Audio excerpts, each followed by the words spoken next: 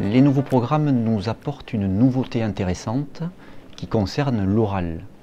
Jusqu'à maintenant au lycée, en mathématiques, les élèves n'étaient ni entraînés ni évalués à l'oral. On focalisait beaucoup l'enseignement sur une pratique écrite qui pouvait poser certains problèmes à pas mal d'élèves. Certains élèves sont manifestement plus à l'aise à l'oral et développer leurs compétences orales peut être quelque chose d'important pour eux. Avec l'équipe des auteurs, nous avons listé plusieurs compétences qui seront nécessaires à l'oral. Apprendre aux élèves à construire une argumentation pour développer leur raisonnement, savoir s'exprimer dans un langage clair et utiliser un vocabulaire mathématique approprié aux situations étudiées. Les élèves qui nous viennent de collège vont devoir passer d'une expression non formalisée à un registre plus précis, plus formel, qui devra tendre au cours du lycée vers un discours plus mathématisé. Dans nos manuels, les pages dédiées à l'oral présentent 3 types d'activités.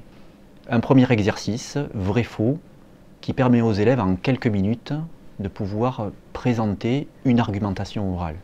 Une deuxième activité liée à l'histoire des mathématiques qui demande aux élèves de présenter un exposé concernant une partie de l'histoire des mathématiques.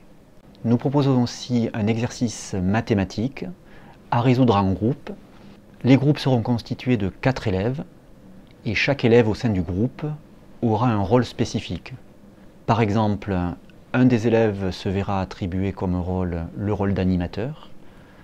Un autre élève sera ambassadeur, c'est-à-dire que lui seul aura la possibilité de poser une question au professeur. Un autre sera rédacteur en chef, donc responsable de la trace écrite du groupe. Et enfin, le dernier sera gardien du temps, c'est-à-dire c'est lui qui aura en charge le temps mis par les élèves pour résoudre l'exercice ou la tâche confiée. Nous avons testé cette activité avec nos élèves. Il s'avère que les élèves ont joué le jeu, sont bien rentrés dans leur rôle.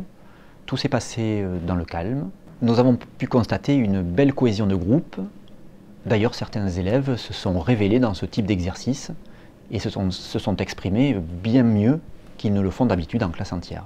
Toutes ces activités vont permettre, dès la classe de première, de préparer nos élèves à la future épreuve orale qu'ils auront en fin de terminale.